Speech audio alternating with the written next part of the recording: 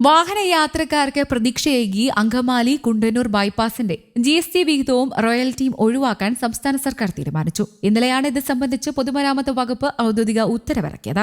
ബൈപ്പാസിന് സ്ഥലം ഏറ്റെടുക്കലിന് കേന്ദ്ര സർക്കാർ ഫണ്ട് നൽകണമെങ്കിൽ ചരക്ക് സേവന നികുതിയും റോയൽറ്റിയും ഒഴിവാക്കണമെന്നായിരുന്നു കേന്ദ്ര സർക്കാരിന്റെ ആവശ്യം. ഇത് അംഗീകരിച്ചതോടെ തുടർ നടപടികൾ വേഗത്തിലാകും. പദ്ധതി വൈകുന്നത് സംബന്ധിച്ച് ഗതാഗത വകുപ്പ് മന്ത്രി നിതിൻ ഗഡ്കരിയെ ഹൈബിയുടെ MP അറിയിച്ചിരുന്നു.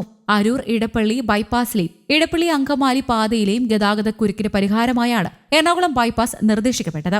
കഴിഞ്ഞ വർഷം ഗതാഗത മന്ത്രിയുമായി മുഖ്യമന്ത്രിയും ചീഫ് സെക്രട്ടറിയും പദ്ധതി ചർച്ച ചെയ്തിരുന്നു. അന്നാണ് ചരക്ക് സേവന നികുതിയും റോയൽറ്റിയും ഒഴിവാക്കണമെന്ന ആവശ്യം കേന്ദ്ര സർക്കാർ മുന്നോട്ട് വെച്ചത്. അന്ന് സംസ്ഥാന തീരുമാനം കൈക്കൊണ്ടിരുന്നില്ല. ദേശീയപാത അതോറിറ്റി തയ്യാറാക്കിയിട്ടുള്ള അടങ്കൽ തുക പ്രകാരം GST ഇനത്തിൽ 254.4 കോടി രൂപയും റോയൽറ്റി ഇനത്തിൽ 169.6 കോടി രൂപയുമാണ് സംസ്ഥാന സർക്കാർ ഉപേക്ഷിക്കുക. ആകെ 424 കോടി രൂപ. അങ്കമാലിക്ക് അടുത്ത് കരയാമ്പറമ്പിൽ നിന്ന് തുടങ്ങുന്ന പുതിയ ബൈപ്പാസ് വേങ്ങൂർ, മറ്റൂർ, ചെങ്ങൽ, പുതിയേടം, തിരുനാരായണപുരം, മഞ്ഞപ്പെട്ടി, പൂക്കാട്ടുപടി, കിഴക്കമ്പലം, കൊച്ചിൻ റിഫൈനറി, തൃപ്പൂണിത്തുറ, മരട് എന്നിവിടങ്ങളിലൂടെയാണ് കുണ്ടന്നൂരിൽ അവസാനിക്കുക. 45 കിലോമീറ്ററാണ് നിർദ്ദിഷ്ട പദ്ധതി. എറണാകുളം ബൈപ്പാസിനായി 287 ഹെക്ടർ സ്ഥലമാണ് ഏറ്റെടുക്കേണ്ടത്. 6000 കോടി രൂപയാണ് പദ്ധതിക്ക് ആകെ ചെലവ് കണക്കാക്കുന്നത്. നടപടികൾ നീളുന്നതിനാൽ ചെലവ് വീണ്ടും വർദ്ധിക്കുമെന്ന ആശങ്ക ദേശീയപാത അതോറിറ്റിക്കുണ്ട്. പദ്ധതിക്ക് വേണ്ട ഭൂമി ഏറ്റെടുക്കൽ ചെലവ് വഹിക്കാൻ സംസ്ഥാന സർക്കാരിന് കഴിയാത്ത സാഹചര്യത്തിലാണ് ഈ ചെലവുകൾ വഹിക്കുന്നത് കേന്ദ്ര സർക്കാരിനോട് ആവശ്യപ്പെട്ടത് ഹൈബിയുടെ MP ആണ്. കൊച്ചി ധനുഷ്കോടി ദേശീയപാത കടന്നു പോകുന്നത് മൂന്നാർ, മലയാറ്റൂർ, കോതമംഗലം വനം ഡിവിഷനുകളിൽ വരുന്ന സംരക്ഷിത വനഭൂമിയിലാണെങ്കിലും വനേതര ആവശ്യത്തിന് വനഭൂമി വിട്ടു നൽകിയതായി വനവകുപ്പ് രേഖയിൽ ഇല്ലെന്ന് മന്ത്രി AK ശശീന്ദ്രൻ നിയമസഭയിൽ പറഞ്ഞിരുന്നു.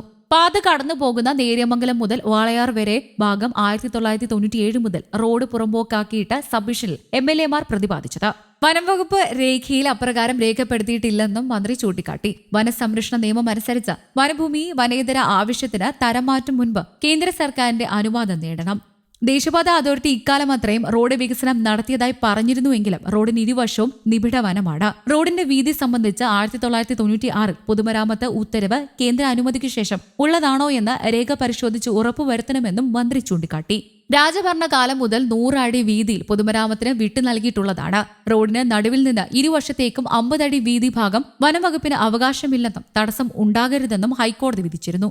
ഇതിനെതിരെ സുപ്രീം കോടതിയെ സമീപിക്കാനുള്ള നീക്കത്തിൽ നിന്നും വനംവകുപ്പ് പിന്മാറണമെന്നും MLAമാർ സബ്മിഷനിൽ ഉന്നയിച്ചു. നേര്യമംഗലം പാലത്തിന്റെ വികസനത്തിനും വനസംരക്ഷണ നിയമപ്രകാരം കേന്ദ്ര അനുമതിക്കായി ദേശീയപാത അതോറിറ്റി പരിവേഷ് പോർട്ടലിൽ അപേക്ഷ നൽകിയിട്ടുണ്ട്.